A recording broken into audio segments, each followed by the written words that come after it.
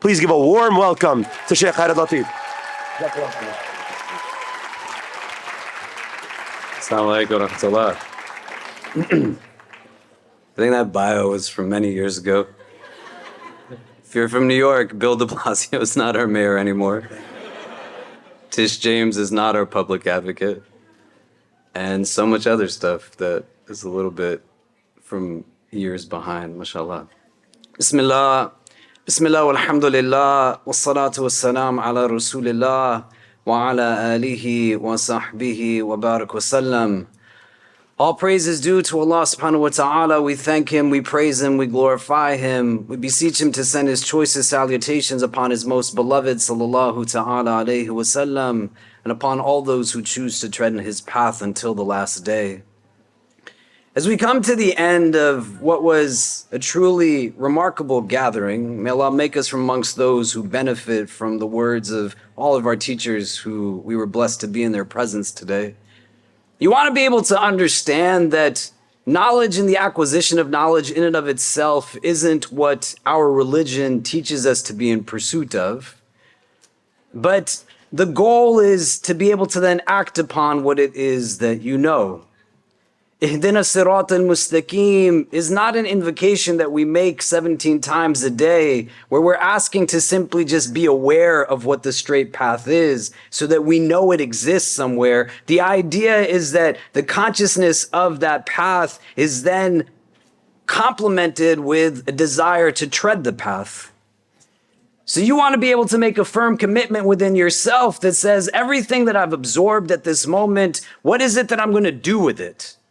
And that's fundamental to this notion of responsibility that transcends not just local experience, but global experience.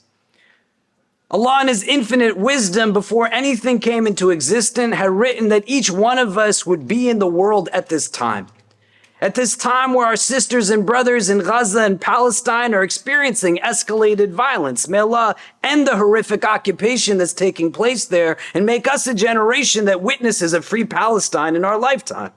The realities of a conflict that transcends 200 days now in places of Sudan.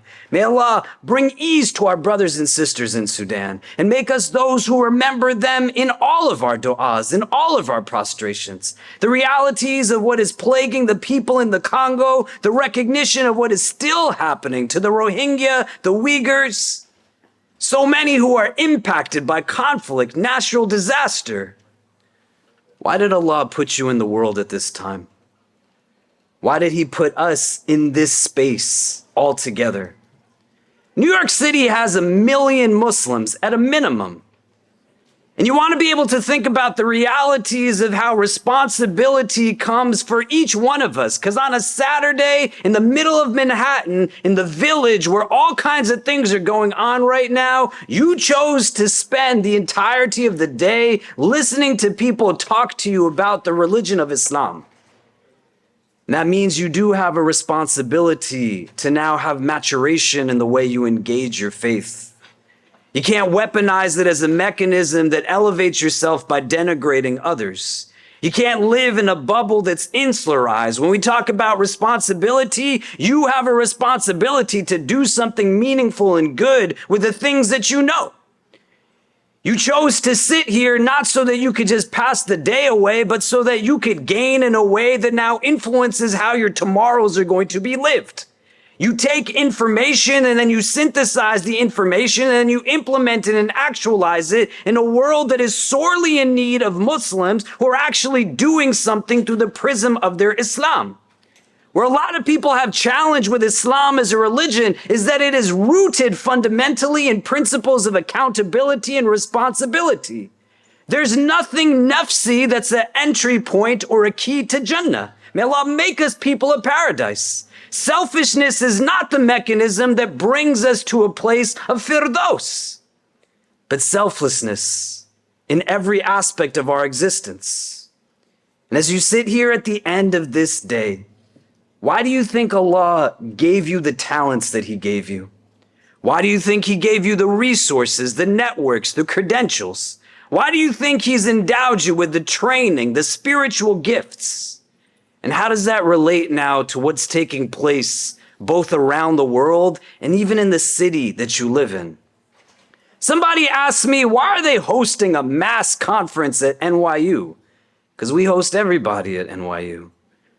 But to understand what is rooted in that, 1 million Muslims in New York City is a million individuals with names and narratives, over 200 masjids in New York City, built within the realities that our Muslim experience in this country is rooted in. A very robust and amazing black experience that has existed since the inception of the country. At a minimum, 30% of slaves, at a minimum, were Muslim. And you see Islam thriving within black community in the United States and still across the country. Immigrant demographics that came here at a time when the country was looking to inflate its rankings in fields like medicine and science. And you had an influx now through a pathway to residency in this country and citizenship that brought so many people here decades ago that then built their communities as well. These demographics came together in meaningful ways. When we talk about responsibility, our generation now has to deal with the gaps that surface from these two communities and in large part immigrant community. Because many of us who are in this room, as a collective, we have the realities of slavery, colonization, imperialism in our histories. But those of you who are immigrant or the children of immigrants, it's a fact, non-debatable, that many of those people chose to work with white institutions instead of our black brothers and sisters that were already here for centuries. You have a responsibility to not do it like that anymore. You have a responsibility to be able to think and reflect upon how when you sit together in this space, that there's not many spaces that look like this. Diverse in every aspect of diversity that you can imagine. A responsibility to take that out from this place and think about how you will turn to the people around you, not just as passive listeners, but be bold enough to say, what is it that we're going to do to build so that people here will have a little bit much of a better world than the state in which we found it in? If you have a deep love for the people in Gaza, the people in Sudan, the people in Syria, the people in Afghanistan, the people in Kashmir, the list can go on and on. Then the love that you have for them has to be in a place where the two couples that I spoke to yesterday, who are plagued by difficulty around racial difference, that their parents will not let them get married to each other simply because they come from different cultures and countries. You have a responsibility to live differently than that. No longer can you exist in a place where ethnocentricity and cultural homogeny is what it is that's defining your religion. But there's enough people now who are engaging within a blanket mode of existence in terms of interacting with us as a community that lump us all together. You have to now take advantage of those numbers. When a young woman from Brooklyn reaches out to me and says that my brother pulled a knife on me after my father was beating me, is it not our responsibility to build for her what she needs? Do you think God gave you the skills as a graphic designer, an entrepreneur? He gave you wealth and masajid that are filled to the brim with people overflowing into the streets on the 27th night of Ramadan so that our sisters are going to live in houses that are anything but a home with men that are anything other than actual men? Do you think the degrees and credentials that you have do not have responsibility to think about how it is that we are going to build institutions and services that fill these gaps? That fundamentally, whether we get it done or not, you're going to stand in front of the divine and he's going to ask you, what did you do with all of what it was that I gave you? Look at where you sit. You're literally at the top of everything. Why? Why did Allah bring you to this place? Not so that you can go tomorrow just being inspired and entertained. You gotta mature to the place where it's education and it informs you now in terms of your decisions and choices. Nobody will build for us what we have to build for ourselves. You gotta think about things a little bit more deeply now. Your fajr is not just for you, your fajr is for all of us. When the Prophet started to make dua in this blessed month of Rajab, Allahumma barik lana fi Rajab wa Sha'ban wa balighna Ramadan, that, oh Allah, make blessed for us the month of Rajab and the month of Sha'ban, and allow for us to reach the month of Ramadan. Many of you have heard this dua again and again and again in the Rajabs that you have witnessed. If you want to understand responsibility that you have through the prism of empathy to people on a global level, you start prepping for Ramadan right now, and you understand that your Ramadan is not just for you. The du'as that you make, the standing in the hours of the night, the prostrations, the bowings, the kneelings, none of it is only for you. How you choose now to choose beauty or to choose ugliness, to be a person who engages in egocentricity or lives in a God-centric worldview, it's not just about you. The haram that you choose to abandon, that is not just smoking something or drinking something, but there's other things that our communities across New York are plagued by that are crazy haram. Abuse, it's haram. Anybody who tells you, well, this or that, literally, Aisha radiallahu ta'ala anha says, لَمْ يَضْرِبْ رَسُولَ اللَّهِ إِمْرَأَةً وَلَا غُلَامًا وَلَا وَلَدًا قَطْ, that the messenger of God never struck a woman or a servant or a child ever. That's your teacher, sallallahu alayhi wasallam. Oppression, haram. Racism, really haram. If you live right now in this world where they are showing you the indifference to human life, and somehow you still have communities that refuse to pray behind people that come from different cultures, that don't let their children marry people of different cultures, that don't have meals with people in their homes from different backgrounds. How did you learn anything from any of the people that stood on this stage today? You have to think about where the shifts come in and why the moral imperative is different now more than anything. The things that shackle and hold us back at that level have to be understood strategically. New York City is not the middle of Kansas, man. What we do here, everybody knows that it happens.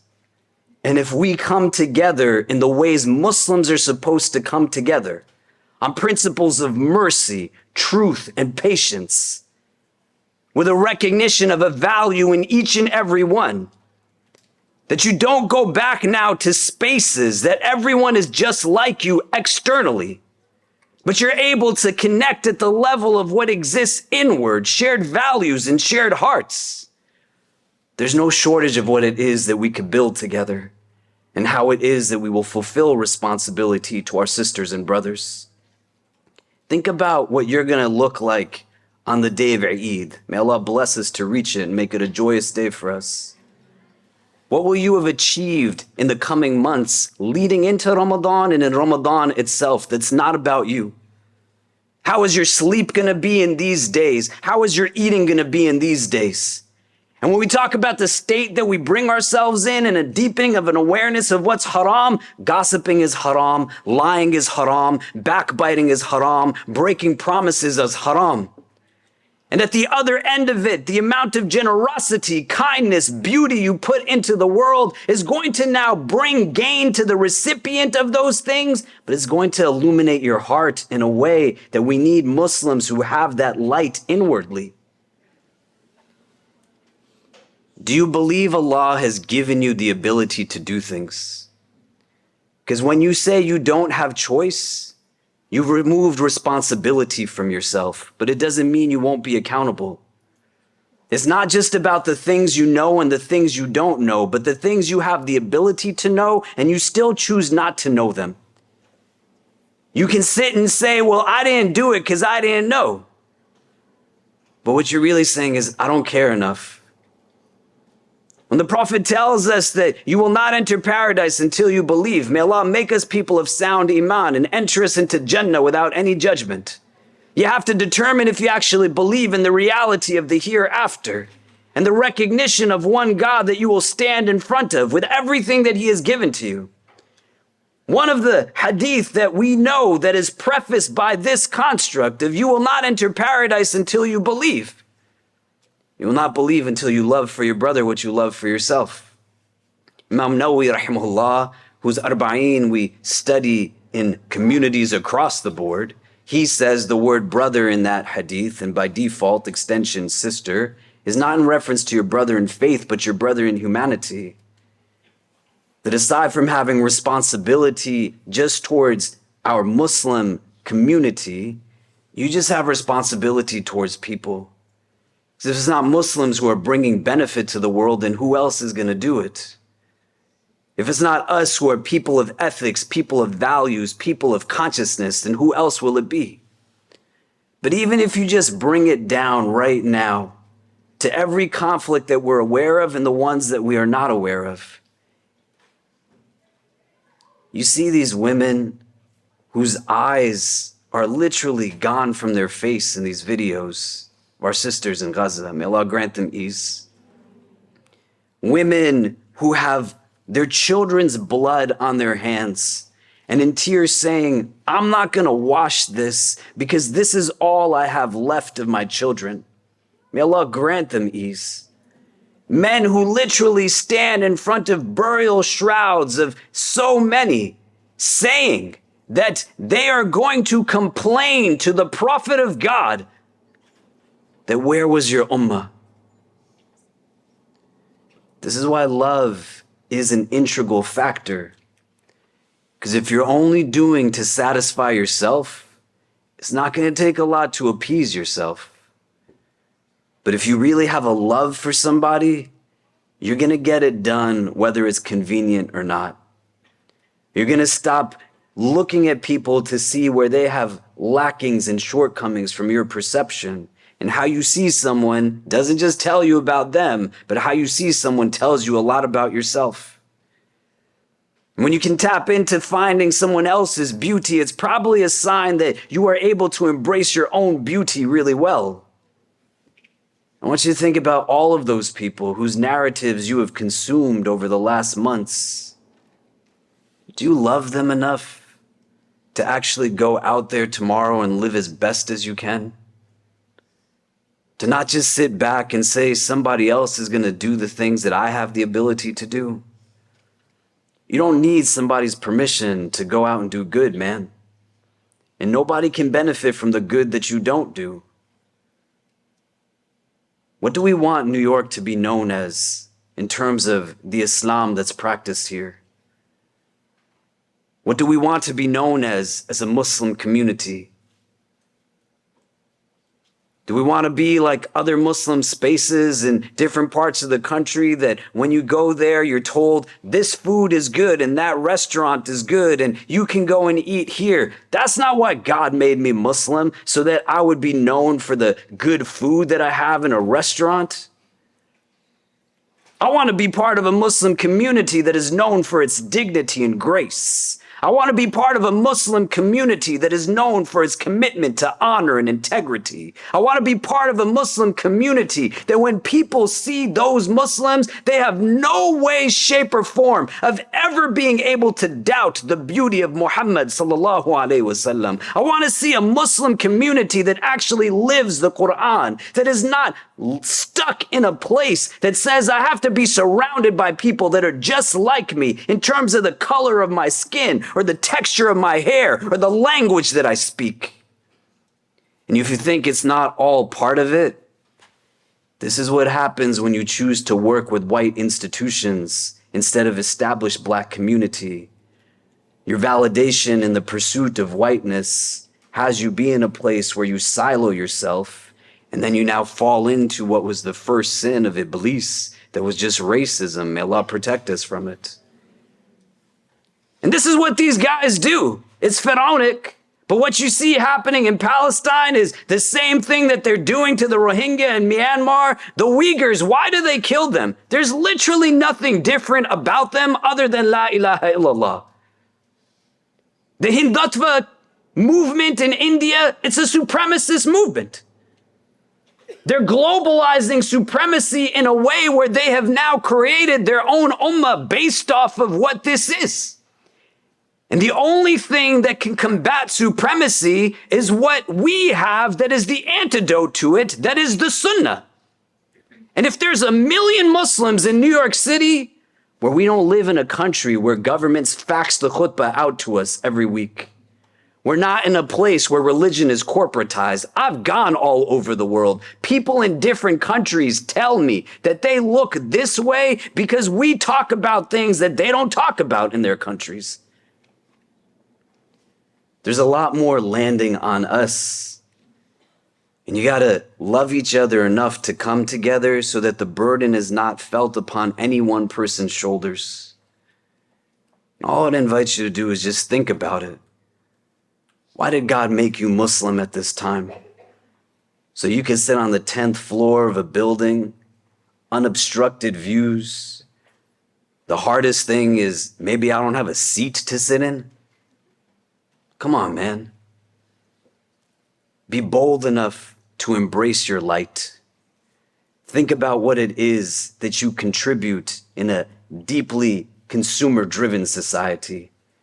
Remember who your teacher is, sallallahu alaihi wasallam.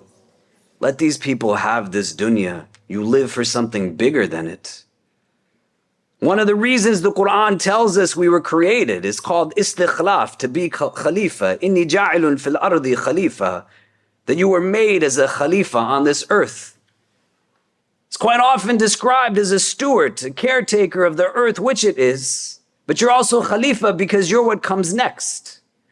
That my 8-year-old son Kareem, my 11-year-old daughter Medina, they're khalaf to me. And I'm salaf to them because I'm what precedes them.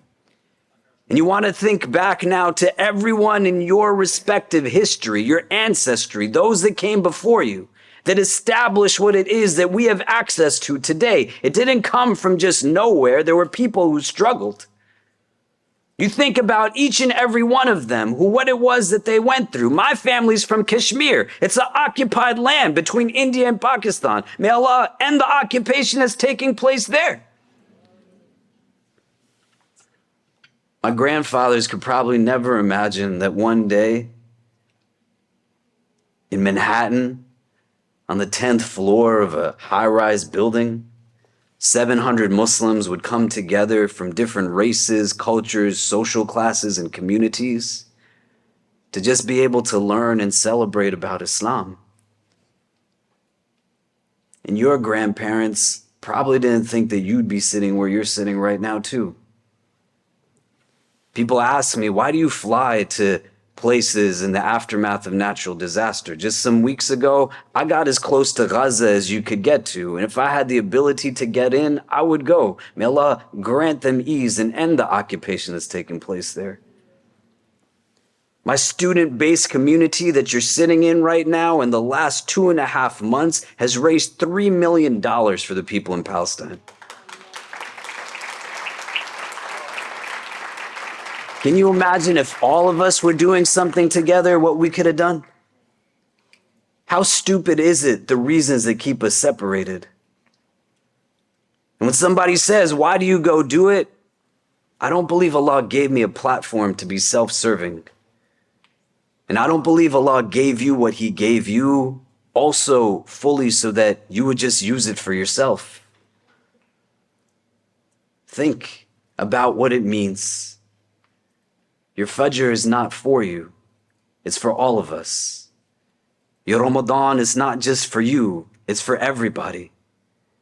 How you engage is not just about what it is that you take and what you give and you consume, but you and what you do does impact everyone else. And the Prophet says that we are like a body, and when one part is not doing well, the organ is not doing well, we all feel feverish. The world you live in right now, you're going to feel fever every day, man. What can you do? But you embrace it with a recognition that all I got to try is my best. At this stage in my life, I'm not the oldest of the elders that I know, but I'm not 20 anymore. I started working here when I was 22. I'm 41 now. I'm just looking for people who want to build things. If you want to build something with strategy, not just intention, but with actual commitment, You want to get together. You want to bring Muslims together, leverage the million that we have so that we set precedent for the rest of this country and other parts of the world. As much as I'm blessed to serve this community, I have no problem in following people. It's an invitation, whatever you would want to do. I'm going to say two other things before I'm going to ask you to make dua with me, because I just like making dua with people. One, if this is your first time in our center, please make it the first of many times. We benefit from your presence, but we also feel your absence deeply. There's 4,000 Muslim students that attend New York University, but we also open our center and programs to people who live and work in the surrounding area. We serve about 10 to 15,000 people. Anytime you want to come by for anything, feel free. We'd love to have you. The second thing I'm going to say that's not connected deeply to that, don't seek validation from the systems that were built to hold you down. All of you are not only from Mass or the IC. You are parts of various communities in New York City. You have a mayor that did not mention Palestine even once. You have a governor that did not mention Palestine even once. You have a president that did not mention Palestine even once. If you go to your masjid and they invite any of these people to break fast with you in Ramadan, take pictures and tokenize all of us, thinking that that's the engagement strategy that we need right now, then you are not honoring your responsibility to our sisters and brothers.